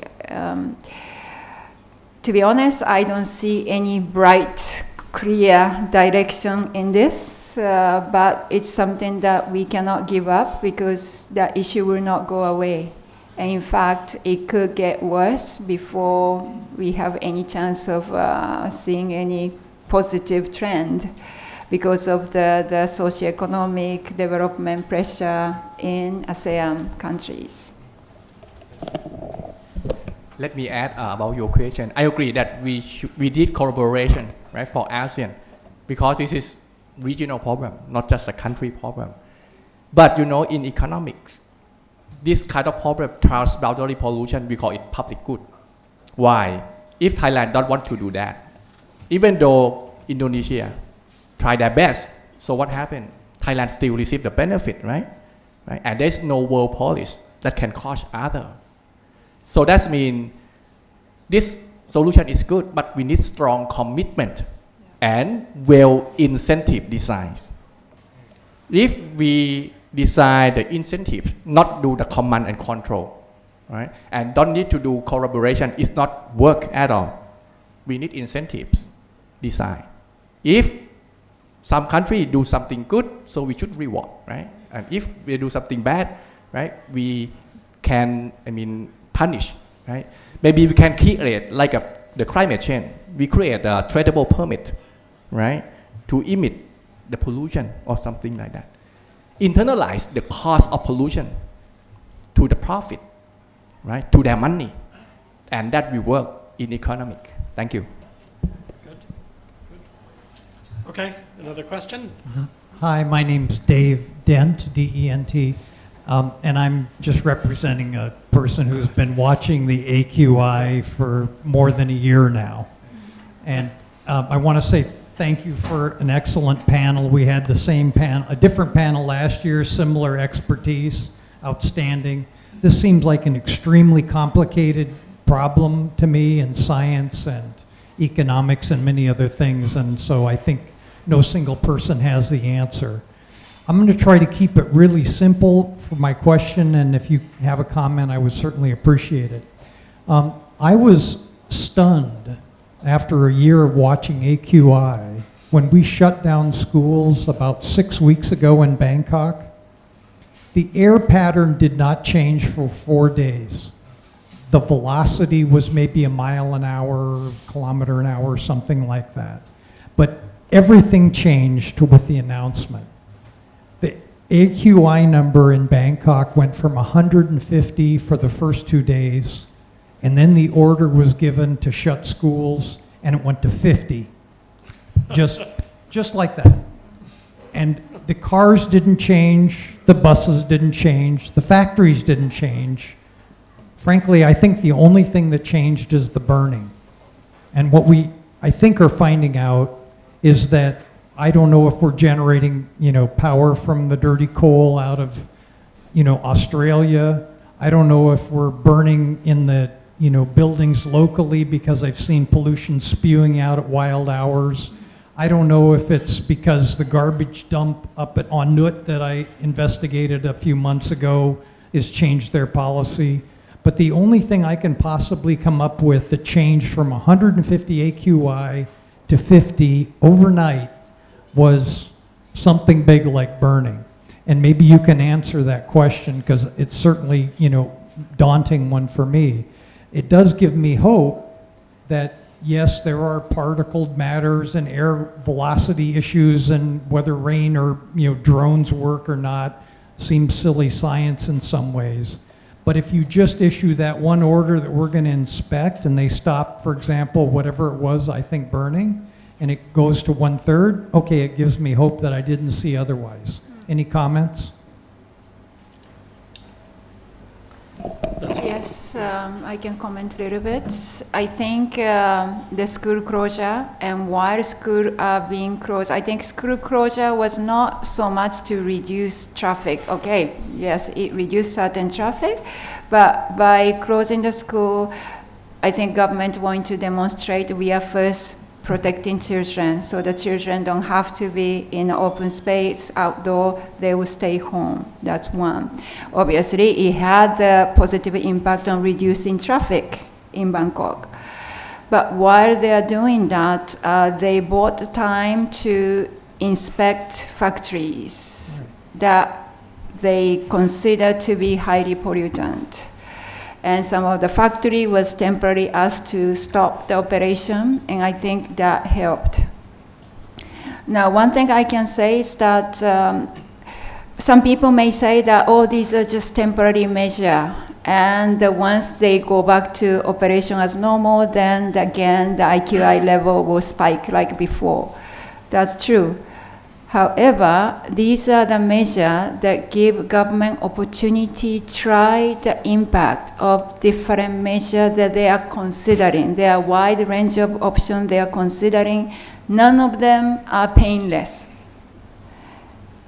Some of the measures you have to measure out how effective each one of is and what is the cost to economy, cost to the social activity, so on and so forth. And I can say that that's the thinking process the government is going through, because Beijing went through the exactly same thing. Whenever Beijing saw the major spike because of Chinese government, they can do very drastic measures, shut down all the factories, there is an Olympic, close down everything, clear the streets, they can do that. But while doing that, they were also monitoring different short-term measure, emergency measure they have taken, and how much of the air pollution positive reduction they have had. So once trying few of these measures, eventually they brought some of the measure into the long-term, medium and long-term strategy for improving Beijing air pollution. The other day, we celebrated the 4th meeting of United Nations Environment Assembly. And Beijing government and us together, we could report on 20 years of history of Beijing air pollution. So now Beijing pollution, at least they know exactly what to do and which measures are positively impacting air pollution level in Beijing. And they will use the learning in other countries across China. One more thing, just to add on the earlier thought one of the speaker had, why is China so concerned about air performance, air pollution or pollution in general? Because they see that pollution can be major political instabilizer. People are not happy if they are living in polluted environment. And that's very dangerous population because they are unhappy and that can trigger certain instability for the government. And I think this kind of message are now coming from high-level politicians in China, other countries, Maldives, Nepal, everywhere. Now people are talking about environmental quality. Need to be very careful when talking about the AQI because they have two applications. First, the F4TI, run by PCD, Pollution Control Department. And the second one, the most uses is Air Visual, which belongs to the Swiss company. So even in exactly the same place, if you use F4TI and Air Visual, the number is totally different for AQI, yes. So, and that's because they use different standard. Air Visual use US EPA standard, while F4TI use PCD standard. All right, that's one thing. And the second thing is at this moment, we're trying to develop AQHI, Air Quality Health Index. So not focusing only the concentrations of the pollutants, because AQI, they involve only PM10, PM2.5, carbon monoxide, NOx, sulfur dioxide, and ozone. But it's not simply reflected to the health impacts of people. So what we need to design a new index, and they call AQHI, Air Quality Health Index, to properly evaluate the adverse health impacts.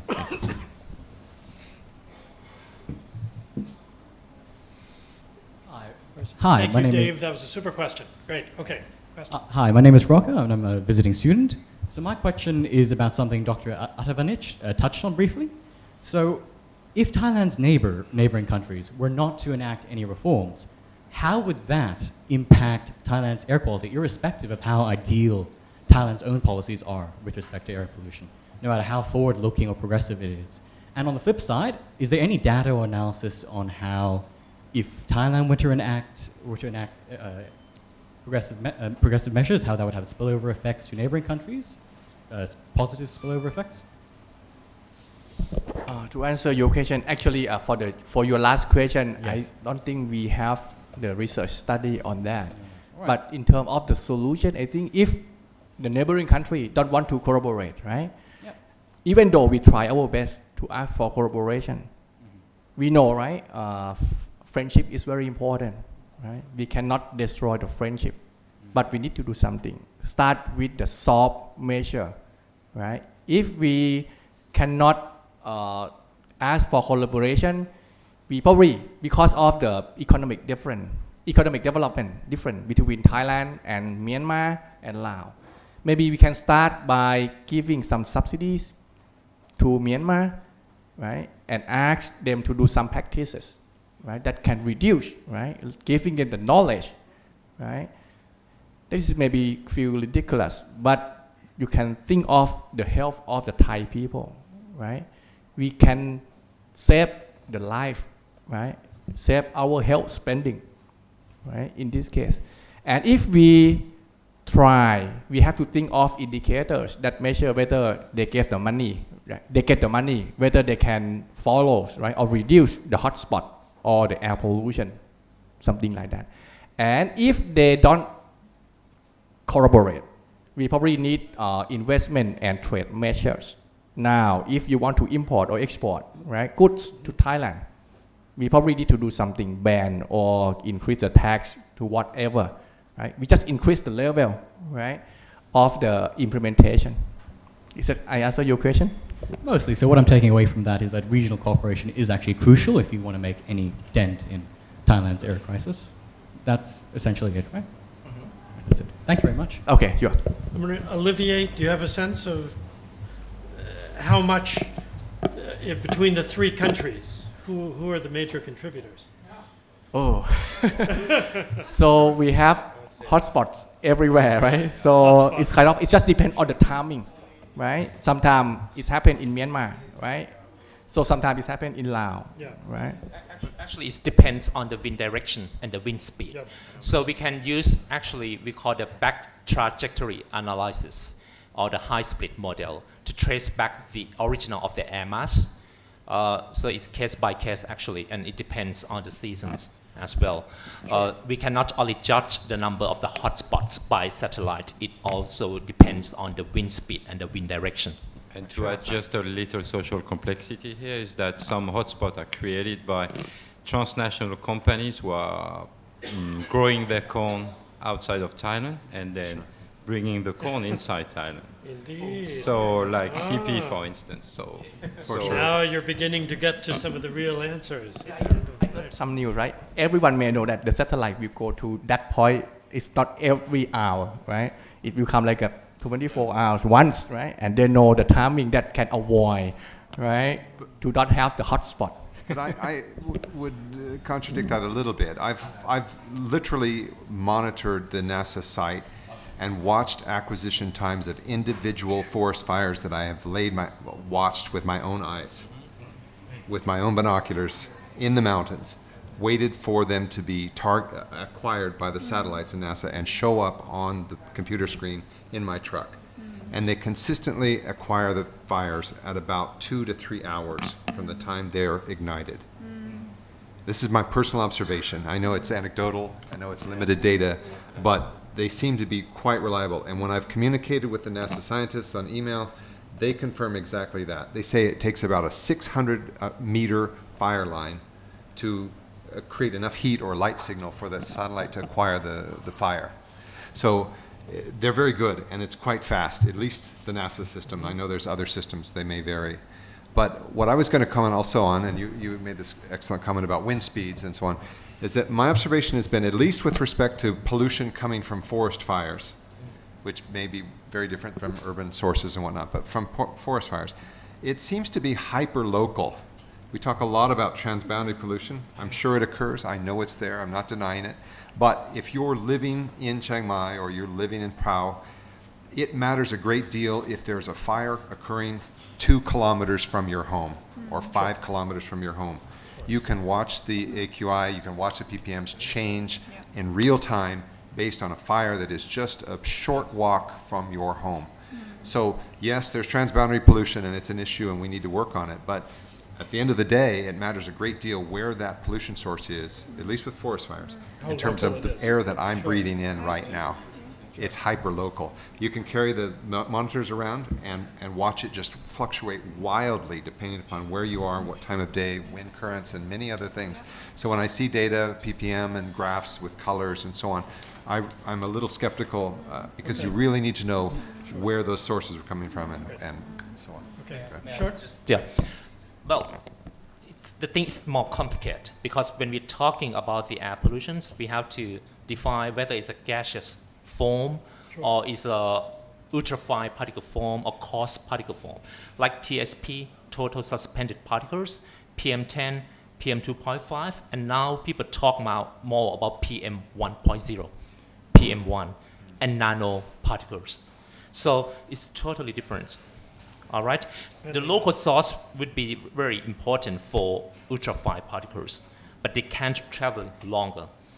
And the coarse particle will be the gravity, so the dry deposition will bring it down to the floor. So it seems that PM10 in the middle can traveling longer. Long ways, Yes. transnational.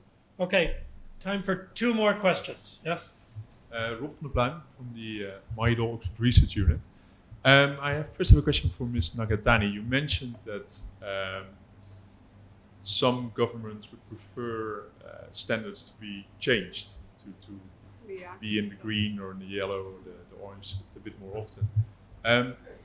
What I notice is when I look at websites like AQICN, if I remember well, sometimes certain locations just disappear from the map. They go gray. And I wonder, is that just and I've noticed it's often happening when the readings are quite high. And sometimes suddenly a green measurement appears in the middle of Bangkok. And if you then click on it, it's actually a reading from a different province. So I wonder, do you have the feeling that sometimes there might be something altered in the readings just to make the picture of Bangkok better? And I have a second question, but this is the first one. Yeah. Thank you for the question. And because of such doubts, I have to contradict a little bit to some of our panelists here, but we promote Air for Thai. Because Air for Thai collect data from officially calibrated, stable measuring stations. The Air Visual collect data from different type of measurement devices, and nobody is guaranteeing the standard operation of these different devices and measuring points. So it could be one measuring point that belong to private sector, belong to one university particularly, that it's not necessarily working well. But it's not official site, so nobody's really going to check, is it calibrated to the standard that is supposed to be the working condition. So the stations managed by PCD, which is part of the Air for Thai, those are the official site calibrated to EPA standard and maintained on the certain functioning level. So it's good to have different sources, but I'm pretty sure one of those points that disappeared or the sudden changed the color or taking data from elsewhere is not one of PCD site. Okay, well, the second question was for Dr. Zimmerman. So you mentioned that your wife is a pediatric oncologist? Pulmonologist. Pulmonologist. Lung doctor. So I remember a case in China of a very young child, 2 or 3 years old, with lung cancer. So I wonder, in Chiang Mai, is your wife, or are you seeing any cases in the children with premature cancers, such as leukemias or lung cancer, which you think are related to the air pollution? I can't say personally that she or I have experienced that or seen that. We do see a lot of more children with asthmatic symptoms and pneumonias and allergic rhinitis and upper respiratory irritations. This is extremely common. But the cancers and so forth, I think these take time, right? And though they're more common, they're still relatively rare events, and so you need population-based data to detect them. So on an individual physician level, it's more difficult to see something like that. There is no data at the moment from Chiang Mai. I'm not aware of any data from the Ministry of Health. I worked with them for more than 10 years, and sometimes it's difficult to obtain, and sometimes it's difficult to interpret. But it's definitely needed. I would love to see it. I think it's a great question. There is definitely at least one scientific article of 2016 by a Thai doctor showing that the rate of lung cancer in Chiang Mai is higher than the average in Thailand. But this is for adults, not for kids.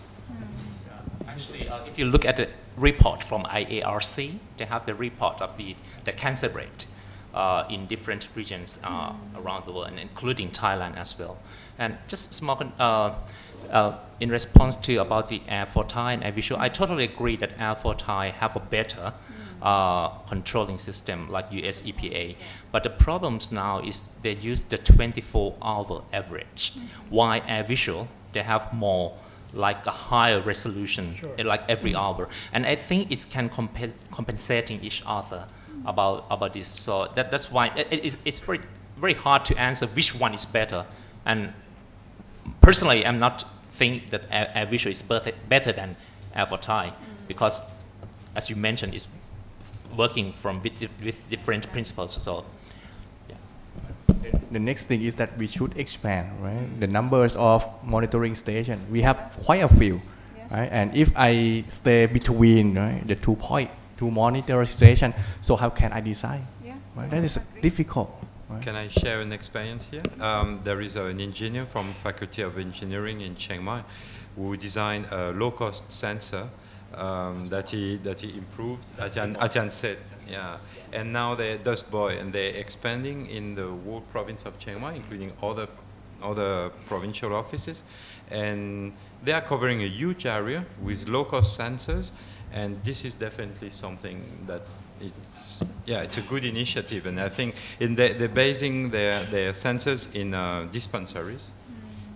So it's making the people more aware of the air pollution. And I think it's definitely something to be supported by the government. Sure. Okay, thank you. Olga, you get to have the last question tonight. Oh, okay. 2 more questions. All right. I was almost there. So, Olga Shepilanskaya, I'm founder of UniCity, and we work on climate resilient urban development in Asian cities. So, I may be the most concerned person in this discussion because I live in New Delhi in India, and our AQIs are sometimes the triple of what we are talking about here, even when it comes to Chiang Mai.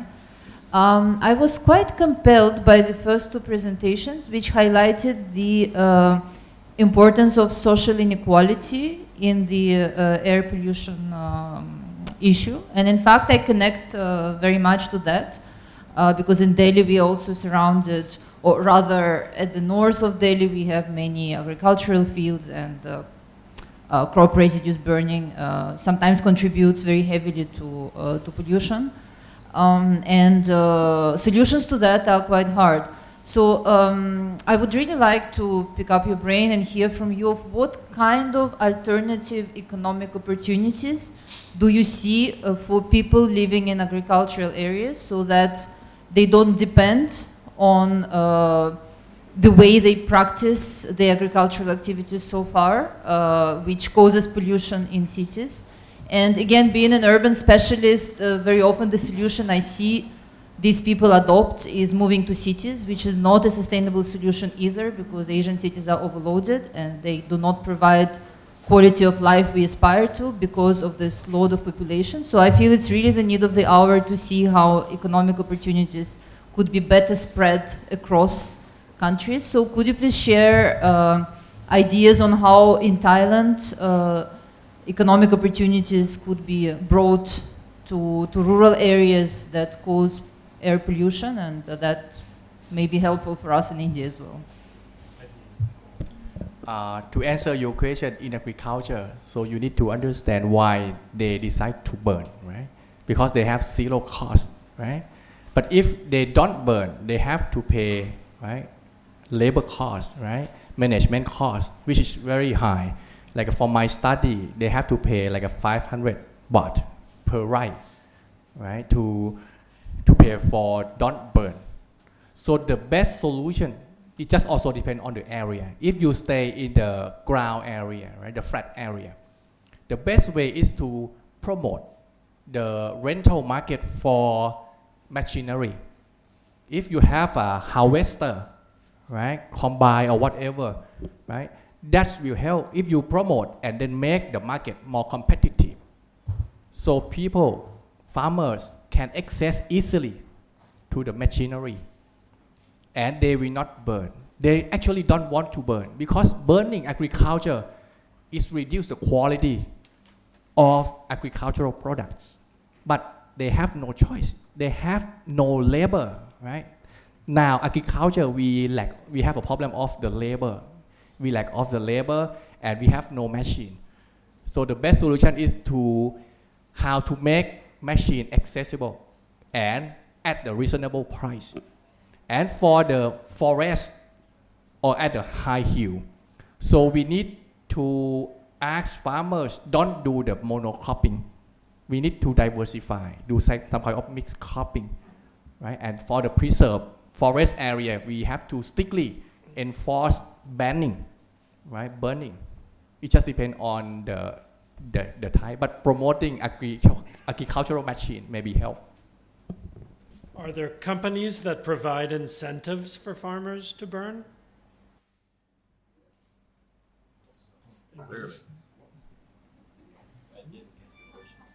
Are there corporations or companies that provide incentives for farmers to burn? Yes.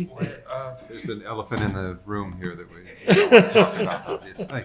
But yes, I mean, to me, it's very obvious that there's a model, a business model that now looks for mountain-dwelling villagers to produce corn from areas that are not traditionally known for agriculture, right? It requires cutting forests, it requires accessing in steep hillsides, remote areas that do not have irrigation to produce corn. And the consequence of that behavior is deforestation and burning. There's a direct line there. So yes, and to me, I have to wonder myself, I have a role in this. If I'm a consumer and I'm purchasing meat and dairy products from companies that employ this business model, then I am also complicit in this problem. Sure. Well, and we need to ask ourselves, are we doing that? If I go into 7-Eleven. Yeah. Sorry, maybe could you go a little further? Than I really take your point. I think it's a very important point you raised. But could we look into broader economic opportunities? For example, one of the points I'm thinking about is, and it may not immediately be applicable, but with digital technologies now, you need less to be in cities to actually find qualified jobs. And quality of life with the Asian cities the way they are now often is better in suburbs or smaller cities. So you still want to be near an urban hub, but it becomes a trend. We did an analysis of Thai cities, secondary Thai cities, and these cities were complaining that people actually live outside of the municipal boundaries because the accommodation cost is less and quality of life is better. So could we maybe see any other opportunities outside of, doing more agriculture at the cost of forests, as you mentioned, deforestation? Do you see any opportunities other than focusing on agriculture for rural areas? Tourism. I think it's really a difficult question because when you drive up into the mountains, you've spent some time up there as well, there are very limited opportunities. And to bring in something that is environmentally sound, that is of interest and the locals are able to learn and interested to participate in, and that yields some sort of meaningful income, this is a really difficult equation to solve. And other people better than me can think about that. Last word on that. Actually, you can search in the Google for the Mak Kampong model. It's a small village, and they're trying to promote the eco-tourism and also the homestay system. And the average income of the people inside the village is much higher than other villages. So this is one thing. Of course, the agroforestry is another solution, because before the government trying to separate people from the forest. But my own idea, we should let the people live inside the forest. So as long as they can receive some benefits from the forest, for example, they can grow a coffee, bean, and also they also have some herb and medicines that can grow inside the forest and not to burn it. And they can also get some benefits from the forest. They will protect it. Now they have the para rubber tree business that are growing in Nan province, okay, in northern Thailand. And the village, the people inside the village, they have like a 24-hour patrol system to protect the forest from burning, because their major income is from there. So the main idea is to let people live together inside the forest and let them get some benefits from the forest, and they will protect it. Very interesting. Thank you. When there are external economic conditions that produce incentives to export those non-timber forest products, right? how do you control that? I mean, it's one thing to allow mountain people to benefit from living in the forest. I think everyone in the room would agree that that's a good idea. But when an external agency, entity, government, market enters into the equation and says, we'll pay you for this product, we'll pay you for those mushrooms or for pakwan or whatever it is, then what? You know, how do you keep it local and not allow it to become a commodity that's internationalized with all the corruptive forces that are involved with that process? It's difficult to separate the two, right? Then economically, you need a social justice system which will prevent the people to go for short-term profit rather than long-term, and you need a good leadership too. So that's where environment and social justice are definitely linked together. Well, actually, we have economists over there. He can calculate, okay, how much benefits that the government will receive, and even thought, you know, just because I'm a chemist, so I know, I analyzed the carcinogenic substances inside the PM 2.5, and I saw many of them in a high level concentrations during the burning episodes. And just imagine, it's 2 million baht, at least, if one person got a lung cancer to heal in this country, to get into the hospital. And you can calculate roughly how much the economic damage will happen to people. And why not the government use this money to subsidize and then trying to promote anything that economically friendly, not to burn. Olga, you opened up a hornet's nest. That's a good question. Okay, you got a last question for the evening. Thank you. My name is Daniel Hayward, and I want to say thanks to all the panelists for all of your comments this evening, and in particular to Olivier. You mentioned transnational pollution, so you did too, also Yoshida-san, or call it international pollution or cross-border pollution. I'm concerned as to specifically how this is actually measured and therefore monitored.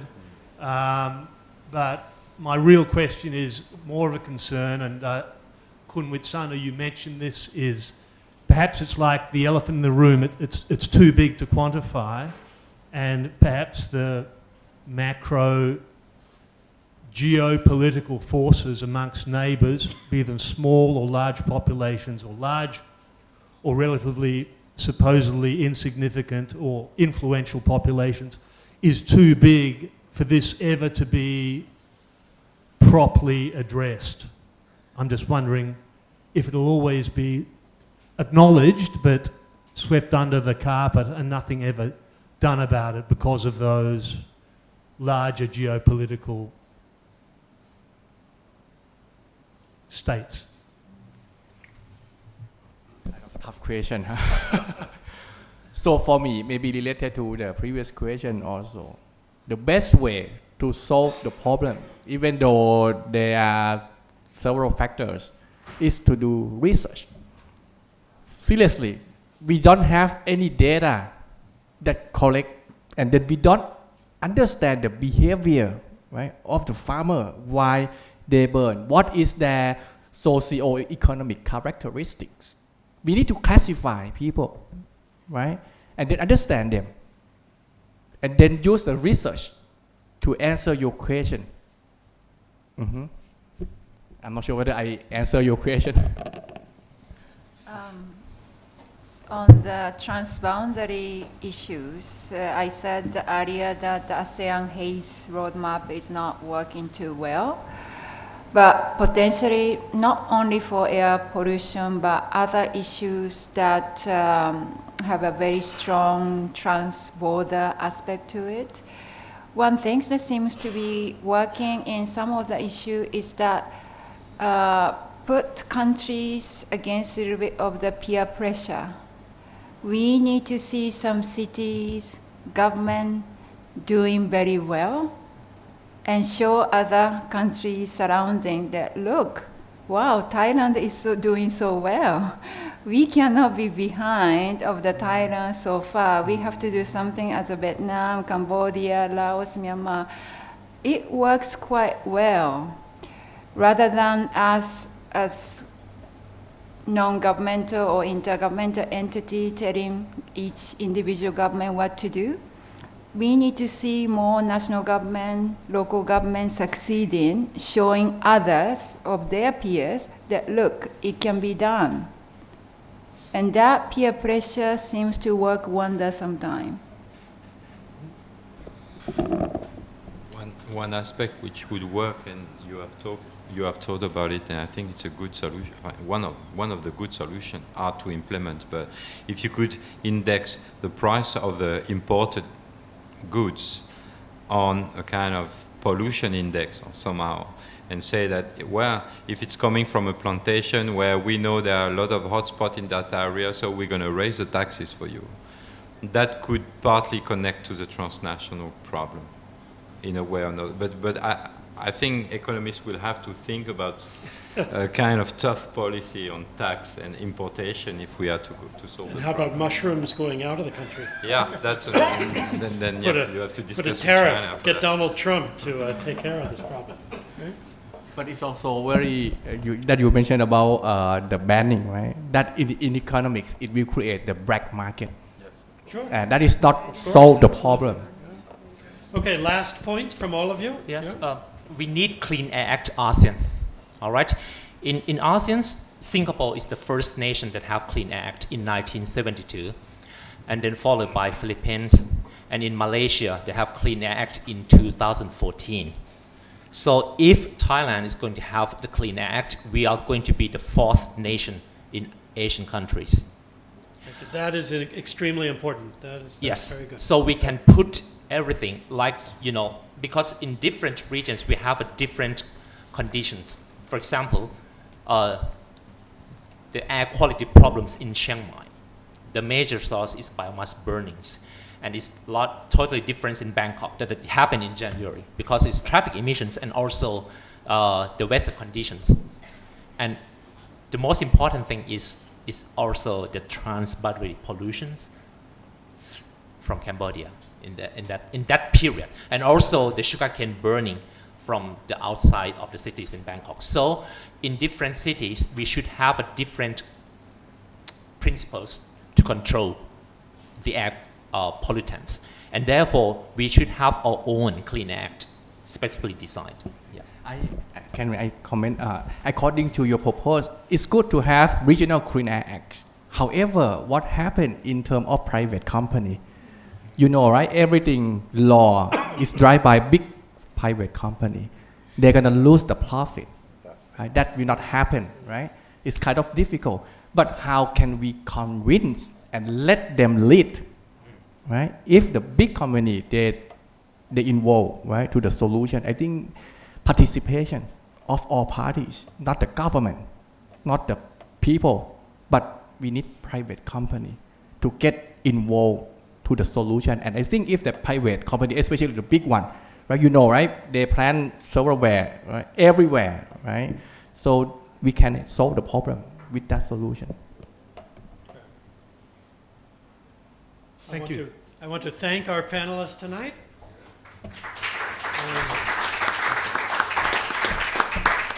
I learned a lot, but I definitely will not sleep any better tonight, knowing what I know now. So, the club is closed for 2 nights at Songkran. Other than that, you must come every single night and order a hard cider. So. Can I make A last announcement? One last announcement. This year, 5th June 2019, World Environment Day with the theme of air quality. Wow.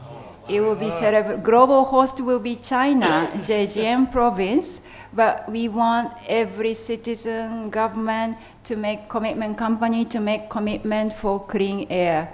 Please use your network to spread the word, pressure your government, local, national companies alike, and make also personal pledge to contribute to cleaner air. Great.